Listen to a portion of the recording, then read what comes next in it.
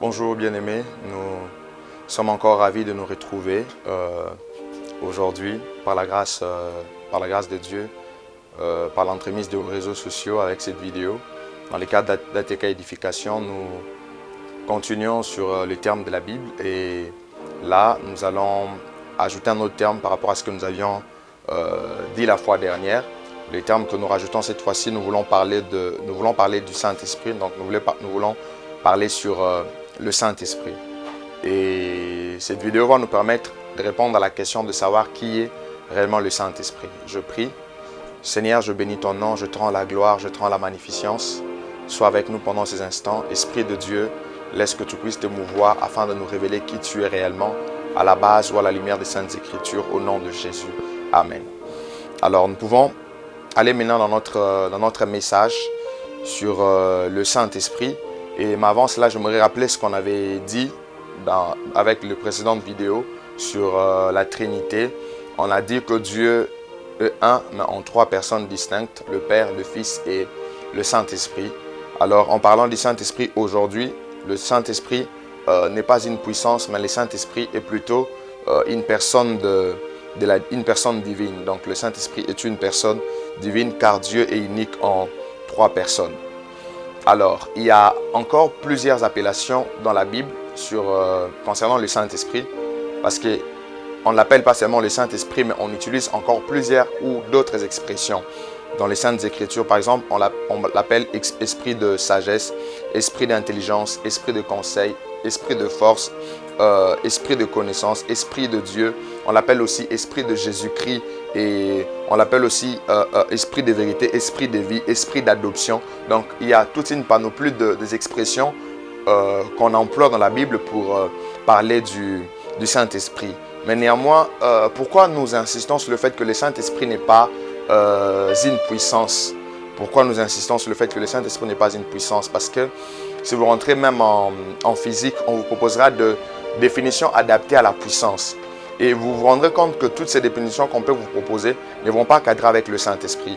Et déjà, de manière générale, quand on parle de la puissance, on fait parfois allusion au pouvoir d'imposer son autorité. Alors, le Saint-Esprit ne peut pas être un simple pouvoir. Non, non. Le Saint-Esprit ne peut pas être un simple pouvoir.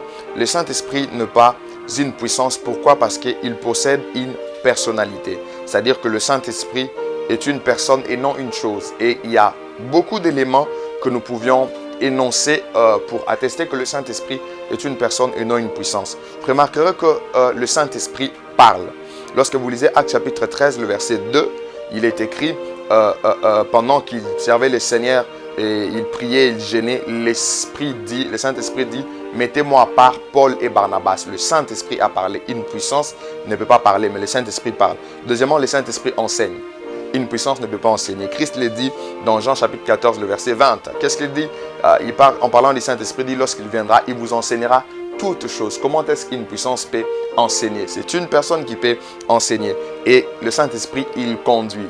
Une puissance ne peut pas nous conduire. Le Saint-Esprit conduit parce que la Bible le dit dans Romains chapitre 8, le verset 14. Ceux qui sont conduits par l'Esprit sont fils de Dieu. Une puissance ne peut pas conduire le Fils de Dieu. Et le Saint-Esprit peut être attristé. Donc, voilà un peu de choses qui attestent que le Saint-Esprit a une personnalité. Il peut être attristé. Une puissance ne peut pas être attristée. L'apôtre Paul le dit dans Ephésiens chapitre 4, le verset 30. N'attristez pas le Saint-Esprit de Dieu. Donc, quand on demande de ne pas attrister le Saint-Esprit de Dieu, c'est-à-dire qu'il n'est pas une puissance, mais il est plutôt une personne. Et aussi, le Saint-Esprit intercède. J'aime ça. Dans Romains chapitre 8, le verset 26, la Bible dit que le Saint-Esprit intercède pour nous dans nos faiblesses par des soupirs inexprimables. Plusieurs sont d'accord que c'est lorsque nous parlons en d'autres langues. Mais qu'à cela ne tienne, j'aimerais nous dire que le Saint-Esprit intercède pour nous pendant nos moments de faiblesse. Est-ce qu'une puissance peut intercéder pour nous? Non. Et le Saint-Esprit commande. Le Saint-Esprit commande lorsque vous lisez Actes chapitre 16, le verset 7.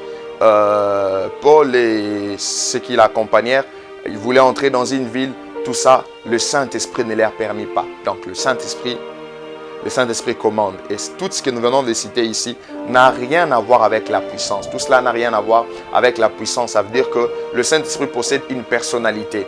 Le Saint-Esprit possède une personnalité, c'est ce qui fait qu'il ne peut pas être assimilé à une puissance. Sinon, ça sera des hérésies que nous allons accumuler.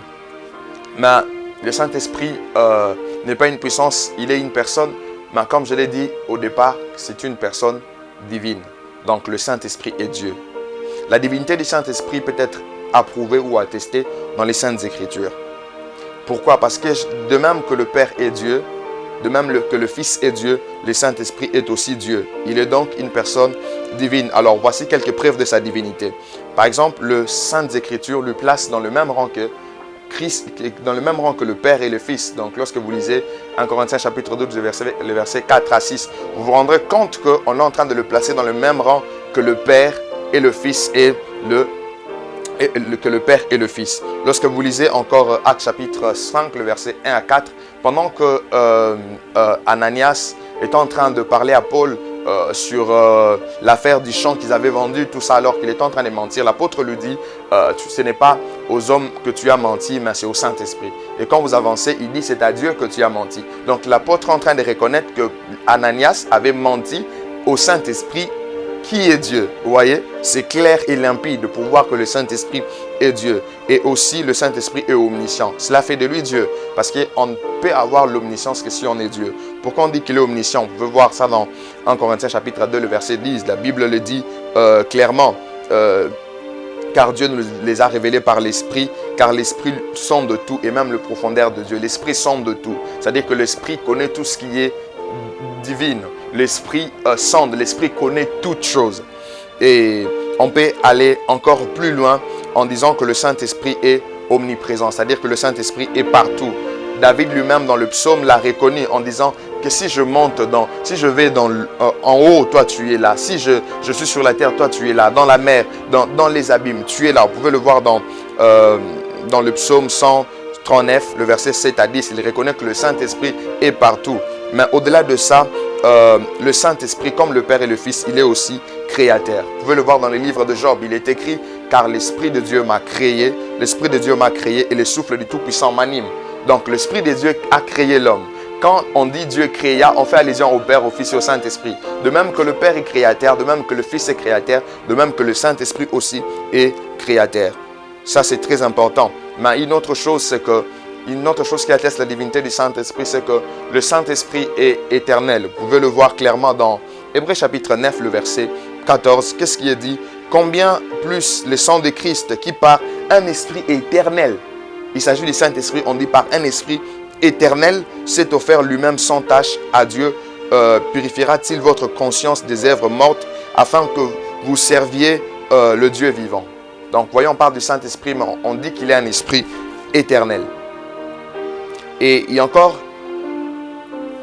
tant d'autres choses à savoir sur le Saint-Esprit. Mais nous pouvons dire encore que le Saint-Esprit permet à l'homme de pouvoir vivre le plan du salut initié par les pères et accompli par Christ. Le Père a initié, le Christ a accompli, mais c'est le Saint-Esprit qui nous permet de pouvoir vivre en entièreté ce plan du salut. Pourquoi? Parce que nous le prouvons dans ce sens. C'est le Saint-Esprit qui nous convainc du péché, de la justice et du jugement. C'est le Saint-Esprit qui nous convainc de cela pour que nous puissions nous convertir ou nous donner à Dieu selon Jean chapitre 14, le verset 8. Et aussi, c'est le Saint-Esprit qui nous régénère. Lorsque nous venons en Christ, la régénération s'est faite par le Saint-Esprit. Selon Tite chapitre 3, le verset 5. Et le Saint-Esprit témoigne dans notre esprit que nous sommes enfants de Dieu. Selon Romains 8, 16. Si on est enfant de Dieu, c'est le Saint-Esprit qui va témoigner en notre esprit. Sans ce témoignage, il n'y a pas, on ne peut pas dire qu'on est enfant de Dieu, on est fils de Dieu. Ça, c'est très capital et c'est le Saint-Esprit qui fait toutes ces choses. Au-delà de ça, le Saint-Esprit nous accorde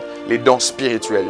Parce que lorsque nous naissons de nouveau, nous devons avoir des habilités qui vont nous permettre d'accomplir mieux notre mission ici sur cette terre des hommes. Donc c'est le Saint-Esprit qui nous permet de pouvoir accéder à ces plans ou de vivre ces plans. On ne peut pas vivre la vie chrétienne sans le Saint-Esprit. C'est impossible. Le Saint-Esprit est le plus beau cadeau que Dieu nous a accordé. Alors, il nous est très important et très capital de nous accrocher au Saint-Esprit. C'est ainsi que je conclue mon message en vous disant deux choses. Premièrement, nous devons chercher la plénitude du Saint-Esprit. Chercher la plénitude du Saint-Esprit. L'apôtre Paul le dit dans Éphésiens chapitre 5, le verset 18. Ne vous enivrez pas du vin car c'est la débauche. Mais au contraire, soyez remplis du Saint-Esprit. Cherchez à être remplis du Saint-Esprit. Vivez une vie où vous êtes remplis de l'Esprit de Dieu. C'est très capital et vous verrez les choses marcheront autrement. Car si vous avez l'Esprit, vous ne serez pas comme tout le monde. Deuxième et dernière chose, c'est que il faudrait se laisser complètement conduits par le Saint-Esprit. Comme il est dit dans Romains chapitre 8, verset 14, ceux qui sont conduits par l'Esprit sont fils de Dieu. Les fils de Dieu sont conduits par le Saint-Esprit. Les enfants de Dieu sont conduits par le Saint-Esprit. Alors, je lance cet appel ultime pour nous dire que nous devons être conduits par le Saint-Esprit de Dieu. Laissons-lui la place, il nous conduit et c'est lui qui nous mène vers le Père. Que Dieu vous bénisse. Restez attachés à l'Esprit de Dieu. Nous sommes à Restonu Katumba Édification, en cible ATK Édification. Nous travaillons à l'édification du corps de Christ Jésus au moyen de nouvelles technologies. Nous espérons que ce programme a atteint ce but auprès de vous.